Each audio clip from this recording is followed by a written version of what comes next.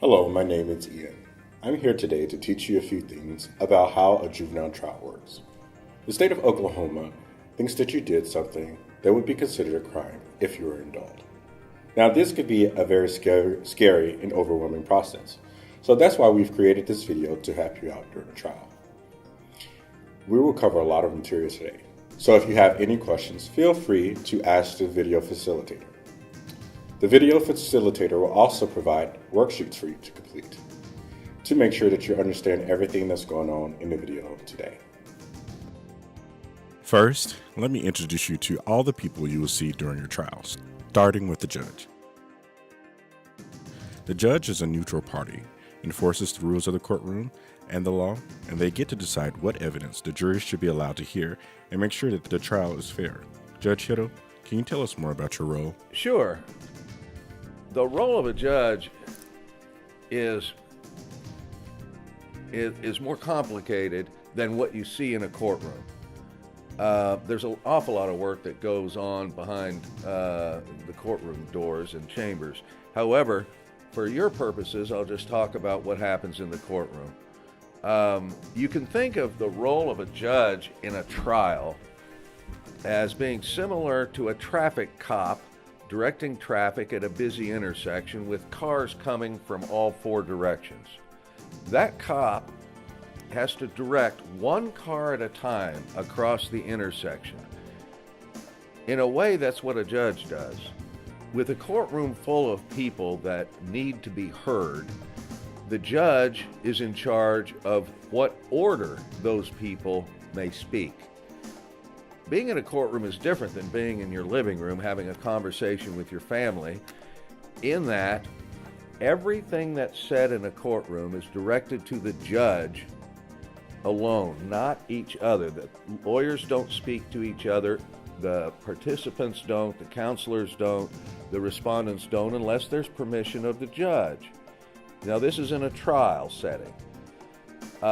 So it looks very formal when you first sit down and a trial is beginning, because every single word is directed at the bench. But there's a reason for that. The judge acts not just as a traffic cop, but as an enforcer of the rules. In a trial, these are a portion of the rules that all the attorneys have to follow. It takes years to learn these rules. And there may be disagreements, legitimate arguments over whether or not somebody is following the rules or not. Similar to a football referee, I decide whether an attorney or a participant is violating those rules. But what's different in a courtroom is that I don't stop the trial and point out, Miss Prosecutor, you're violating the rules. Mr. Public Defender, you're violating the rules. Instead, it's up to the lawyers to make what's called objections.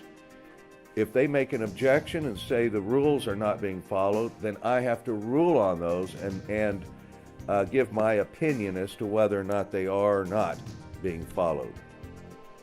I have to take notes. You have to be a very good listener to be a judge, because you don't want to miss one little thing. When witnesses are testifying, I listen to the witnesses very carefully, and I make notes. And also, and maybe almost equally important, is I look at the witnesses. And folks, I look at people that are participants in a trial. I may notice them walking into the courthouse. But certainly I pay attention to them when they're testifying. So it's not just the words that witnesses speak or that juveniles speak, it's also their actions in a courtroom, because they better show respect for where they are. At the end of a trial, I have the duty of deciding what witnesses were worthy of believing and what witnesses were not quite as believable. And guess who wins? People that win are the ones who, the side that presents evidence that is the most believable. if I rule against somebody, it doesn't mean that I believe that they were lying, but it does mean that the evidence that the other side, the winning side, has presented is the most credible, the most believable. That determines who wins in a trial in juvenile court. Thank you, Judge Hittle, for talking to us about the jobs of the judge. Now we'll speak with the prosecutor, also known as the district attorney. Ms. Parker, can you tell us more about the prosecutor's job? I work on cases that involve juveniles or children.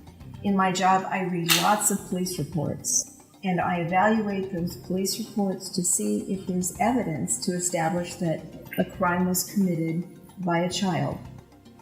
If there's enough evidence to, in my mind, establish that a crime was committed by a child in the state of Oklahoma in my county, then I file a petition. A petition is just a long piece of paper. It will have the child's name on it, the date of birth, and it will tell about the crime that the child is alleged to have committed. Once that petition is filed, then we have an adjudication hearing or a trial. If a child is found delinquent, then at that point I work together with the rest of the court team to prepare a treatment plan. Our hope is that the child will learn to act better and have more positive life, make more positive decisions so that they will not commit further delinquent acts or crimes in the future. Thank you, Ms. Parker, for talking to us about the job of the prosecutor. Finally, we will speak with the defense attorney, who will be your biggest help. The defense attorney is your attorney and is able to offer you legal advice and to guide you through the court system. If you go to trial, the defense attorney will try to show that you did not do something wrong. Mr. Burnett, can you tell us more about your job as a defense attorney? Sure. I actually have two jobs that I do for you. Now, my job starts before we ever even get to trial, and that is to be your advisor, be your guide as we get through this process. There are a lot of rules to this, and you have rights. Kids have rights, and it's important that you know what they are and that you understand what your options are and that you understand where you stand in all of this. So we have decisions to make before we ever even get to the trial process, and I've been through this many, many times, and it's my job to know all those rules so that I can give you the best advice that I can as to how maybe you might want to handle your situation. Then my second job takes place when the trial begins, and that is to be your representative in court. I talk for you so you don't have to. In fact, we'll get into more of this later, but you can actually sit through the whole trial and not say a word, and I'll do all the talking. I basically help to put on your case, and by that it means that I offer any defense that you might have. After the state is finished trying to prove that something happened, that you did something wrong, then it's up to me to try and prove that they are mistaken and that you didn't do anything wrong. And that sometimes involves calling people to come testify on your behalf. And testify is just a fancy word that means talk. So I can require witnesses to come to court and to help tell our side of the story. And I can ask questions of the state's witnesses to make sure that their testimony is clear and that they're telling the truth.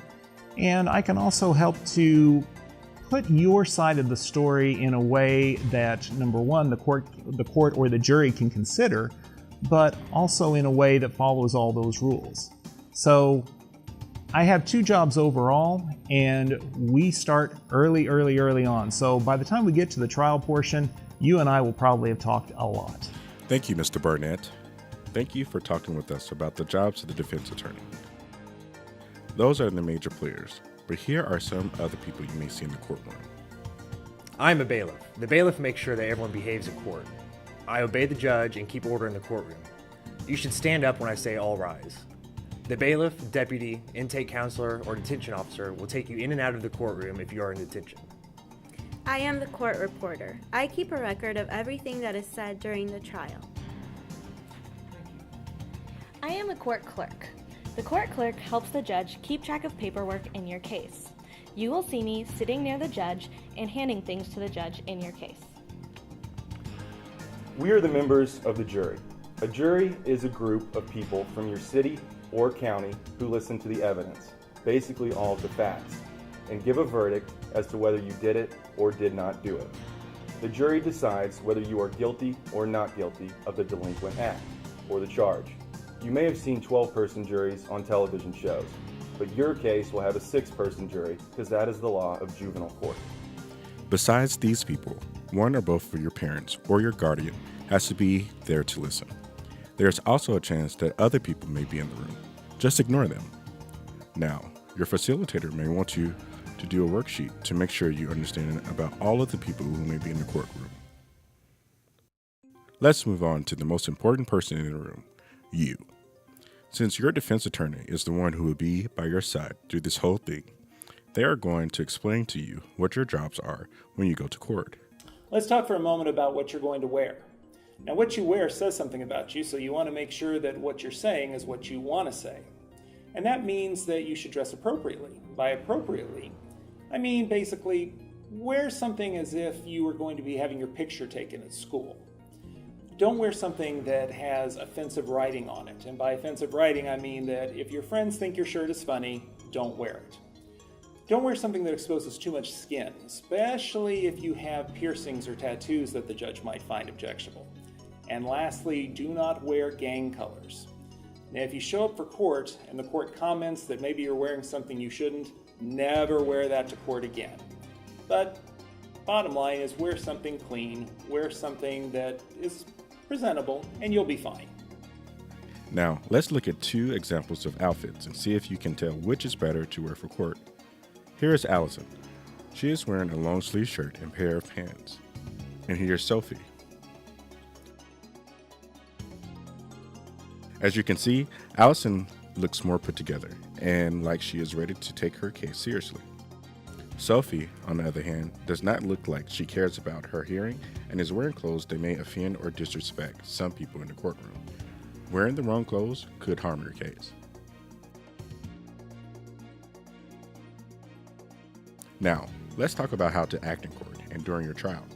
Ms. Parker, the DA will tell us about what is expected for you to do, what things you should and should not do, and what might help your case. First of all, when you enter the courtroom, remember to spit out your gum or any candy you may have in your mouth. Gum and candy is not allowed in the courtroom, and the judge will correct you if you don't remove it ahead of time. Second of all, remember to be polite to everyone in the courtroom. Even if there is someone that you don't like or you don't know or you find objectionable, be polite anyway. Now, this is also very important. No matter what happens in the courtroom, do not get angry and do not raise your voice. Don't pitch a fit, don't throw a tantrum. Why? Because it will hurt your case. You don't want to sabotage your own case. If you believe something that someone has said is not true, quietly tell your attorney. Keep behaving respectfully in court. Let your attorney speak and advocate for you. Oftentimes they'll give you a pad of paper and a pen, and you can quietly and calmly write them a note to address your concerns. Remember not to roll your eyes if someone says something in court, if they're testifying and they say something that you find to be objectionable or you think is untrue. Don't roll your eyes. It won't help your case. Don't call anyone in the courtroom a bad name. If you behave badly or disrespectfully in court, it will hurt your case. Do not mumble, do not nod your head, or answer with the word yeah. Speak loudly enough so that you can be heard, and speak clearly so that you can be understood. Don't try to leave the courtroom in the middle of the proceedings. If you do, it is likely that you may be arrested by a deputy. Stand upright to show the court that you care about your case. Be sure that you don't lean on the furniture in the courtroom. You must be polite and respectful, especially to the judge. Now, I'm sure you can imagine why. He is a very instrumental part of your case.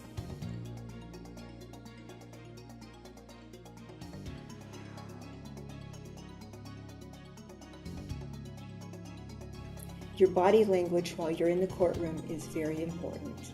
If you stand up straight, you behave respectfully and pay attention, the judge will appreciate that you realize that this is a very serious and important matter.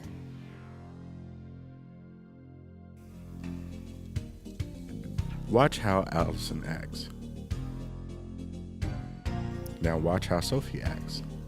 Which one of these examples shows the defendant acting the right way? Judge Hiddle, will you tell us why it is important for our client to act appropriately? You should do all of the things that Miss Parker just described, such as sit straight in your chair, don't talk when someone else is talking, don't scream, don't make faces, don't roll your eyes if you disagree with the testimony coming from the witness stand. Look, your testimony in a juvenile case doesn't begin in a courtroom. Your testimony begins in the parking lot, because for all you know, I may be coming to work and looking at you. My bailiff may notice you.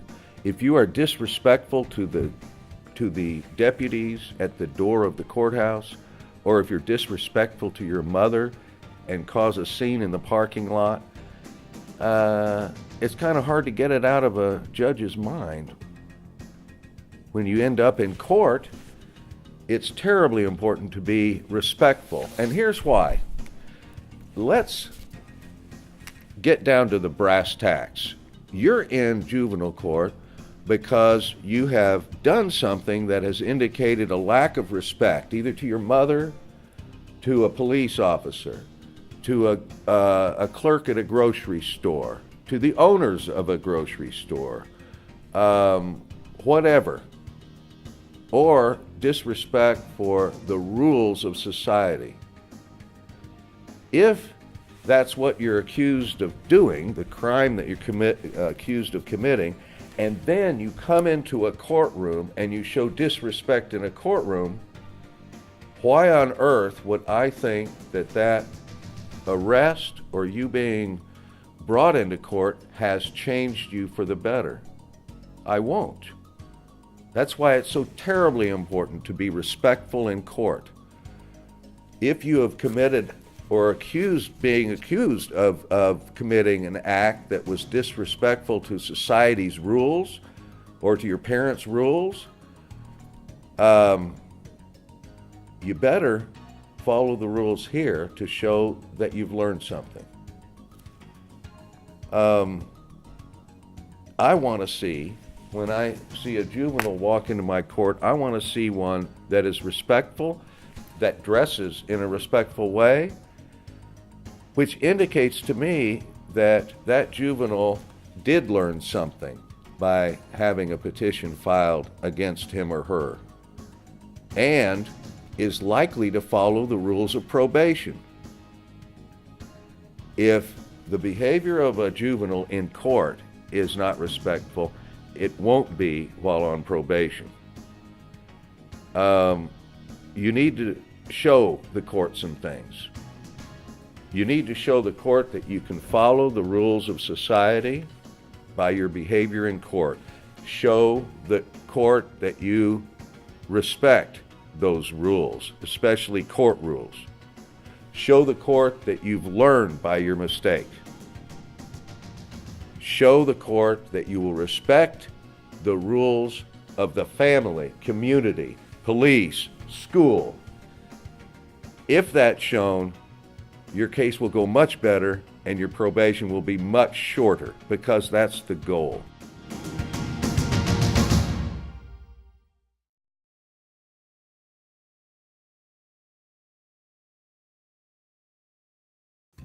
Now that you know everyone who will be involved, let's learn about what is going to happen. There are a lot of steps, so remember, you can ask your facilitator to pause the video so you can ask questions, or wait until the video is over and ask questions at the end. Before you actually go to trial, there's a step called an adjudication hearing.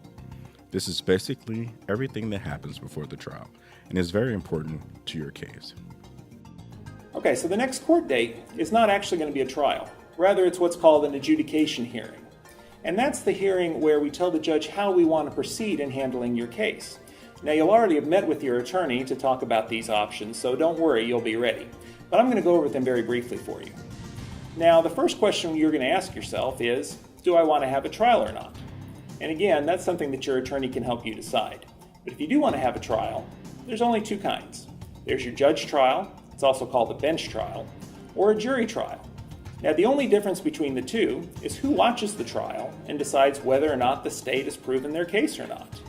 And if you have a trial in front of a jury, that's going to consist of 6 people, and all of them have to agree one way or another for their verdict to be unanimous.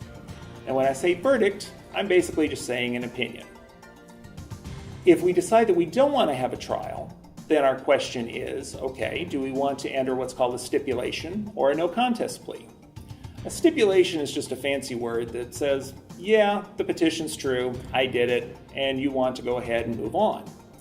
The other option, if you don't want to enter a stipulation, is a no contest plea. Now that's kind of a tricky concept even for adults to understand, but really what it is it's a forfeit. It's the same as if you're on a basketball team and you forfeit the game. It's not that you played the game and lost, it's that, well, we're pretending that we played the game and we're pretending that you won for whatever reason. Well, that's what a no contest plea is. We're not saying that you did it. We're not saying that you didn't do it. We're not even saying you were there or that you had the slightest idea of what they're talking about. Instead, what we're saying is that, Judge, if we held a trial and you heard the state's case, you would think I did it. And that's the big difference between the two. So as you can see, even though there's 4 options, there's really only 2 decisions. Do you have a trial? And if so, judge or jury. Or do you not have a trial? And if so, do we want to enter a stipulation or a no contest plea? Now, your attorney can go over your options with you, of course, and help you to decide which one is best for you. But that's all that will happen at the next hearing. If you do decide that you want to have a trial, the judge will set the trial for a later date. We will talk more about a trial in a minute. You may have the opportunity to take a plea agreement. Judge Hittle, will you explain what a plea agreement is? A plea agreement is basically a compromise between the DA and the defense attorney. In 99% of the cases in juvenile court, it's resolved without a trial. And the reason is simple. If we have a trial, one side or the other wins big. The prosecutor would rather compromise so they don't take the chance of losing, even if it's a small chance. The defense doesn't want a trial generally because they don't want the result of being adjudicated on more serious crimes. So plea bargaining is an activity where the prosecutor and the defense attorney get together and they try to come to a middle ground. Let's say that a juvenile is charged with armed robbery of another juvenile of his wallet. They could get together and the defense attorney could explain, no, there was no gun involved, according to his client, and they may come to a compromise where the prosecutor could amend the charge to larceny from the person. That benefits the juvenile, it benefits the prosecution, and interestingly, it doesn't matter to the court. You see, in juvenile court, it's a treatment court, not a punishment court. And because of that, the charge to which the juvenile stipulates does not control the treatment that is given to the juvenile. A juvenile can come in and stipulate to an armed robbery charge and receive the same exact treatment as if he stipulated to a shoplifting charge at Walmart. What the court looks at in treatment is not the crime that was committed. You could be charged with shoplifting, and the treatment plan after adjudication would address maybe the drug use of the juvenile or the mental health problems of the juvenile. And believe it or not, maybe the weed smoking by the juvenile's mother. The focus of the treatment, again, does not depend on the charge. So from the court's perspective, it flat doesn't matter what the crime is. we're going to treat the juvenile for whatever we feel, and the experts, the counselors and the psychologists feel that juvenile needs, regardless of what the crime is. Therefore, plea agreements are extremely valuable. They lead to resolution of cases for the benefit of both the state and the defense. And from the court's perspective, it is invaluable because it speeds up the waiting time before a juvenile can begin receiving treatment that juvenile needs. Whether it's psychological treatment, drug treatment, for him, maybe his mother or his father, whatever the counseling is needed, that should start as soon as possible and should not be dictated by the severity of the crime he or she is accused of committing. Mr. Burnett, will you talk a little more about how a trial works? Okay, so now we're set for trial. There's a certain procedure or a process as to how a trial goes, and so it may help if you understand the steps. First, each attorney gives an opening statement, and that's where we get a chance to let the judge or the jury know what our side of the story is. The state is always going to put on their part first. So the prosecuting attorney will first tell the judge or the jury what they can expect to hear as they put on their case during the trial. And then, after they get a chance to tell their story about what they think happened, we then get a chance to say what we're going to put on. Now, before this ever begins, you and your attorney will have met to talk about what the trial is going to consist of. That is, what sort of defense you're going to put on, or what sort of evidence you're going to present at trial. So the main job that you have is to make sure that you've told your attorney everything. Make sure you tell the absolute truth about what happened or didn't happen. The main reason you want to do this is because, number one, I as an attorney can't give you good advice if you don't give me good information. The second problem is that if you don't tell me everything, then I get surprised at trial and I may not be ready for something that the state says. Now, at the trial, each attorney gives evidence. Evidence is the facts or witnesses or other things that help to prove that you did what they say you did. Or, in my case, things that I'll present to the judge or the jury to try and prove that you didn't do what they say you did, or that you had a legal excuse for doing it. So remember, as long as you told me the truth, we can put on the best defense possible. Now, when the state puts on witnesses, there are two parts to it. The first is called direct examination, and it's simply where the state or the prosecutor asks the witness questions, and the witness responds, and the information is presented to the court that way. Now, after the direct examination is finished, then I get a chance to ask that same witness questions. You have a right to see and hear and have me ask any questions of any witness that's called to testify against you. So I will ask questions to try and fill in some blanks maybe that the testimony didn't cover, or a chance to maybe ask for a different perspective as to what happened or didn't happen. Now, sometimes it may seem like I'm picking on somebody or that the state's picking on our witnesses, but that's really not the case. We're all just trying to get to the truth of the matter.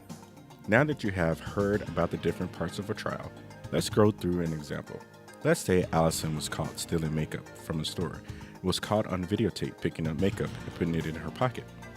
The security guard at the store took Allison to the back of the store to talk to her. She then gets a lawyer. What would be important for Allison to tell her attorney? What kinds of evidence do you think would help Allison explain her side of the story? Let's say Allison goes to trial and the jury decides she did the crime the DA says she did. What happens next? After adjudication, Allison will receive another court date for something called a dispositional hearing. A dispositional hearing is when she will officially be placed on probation and receive her treatment plan. The treatment plan will address things like school attendance, individual and family counseling, curfew, drug or alcohol use, and anything else that may be necessary to help you be successful. While you're on probation, you will be ordered to go to school and do your schoolwork to the very best of your ability. You will also be ordered to obey the rules of your parent or guardian. you will be given a curfew. If you need treatment for drug or alcohol use, the court will order you to cooperate with and complete that treatment. The court can also order you to complete either outpatient or inpatient substance treatment. You may be wondering, how long will probation last? Well, that's pretty much up to you. If you do a good job on your treatment plan and show the judge that you don't need the help anymore, the court will likely close your probation case quickly. If, however, you don't fully cooperate with probation, your probation will last longer until you do cooperate and complete your treatment goals. Again, remember, we're wanting you to be successful. If you refuse, however, to cooperate with probation and you get into more trouble, you can be placed into the custody of the Office of Juvenile Affairs. That would be the custody of the state of Oklahoma, and it's possible for you to be placed out of your home in a treatment facility for several months or longer if necessary. In addition, if you do need more time to complete a treatment plan, the court can extend jurisdiction until you're 19 years of age. It is important for you to remember that juvenile court is a court of treatment. It is not a court of punishment. So we work together as a team to help you be successful. So it's important that you realize our motivation and our goals for you are to help you. Everyone in the juvenile court team wants you to be successful. We want you to be successful not only as a juvenile, but also as you go forward with life. We hope that you will not commit any more juvenile delinquent acts or any more criminal acts. We do not want you to go to jail or end up in prison as an adult. And that just about wraps up the video. We've talked about a few things today. We've talked about the players in a trial, what to wear to trial, how to act in court, what happens before a trial, during trial, and what happens after your case is closed. Feel free to watch this video as many times as you can. Now you can go over all these things with your facilitator and finish the worksheets that go with this video. Thank you for listening, and again, if you have any questions, talk to your attorney. Your attorney is your biggest help before you go to court, and when you go to court, he or she is there for you.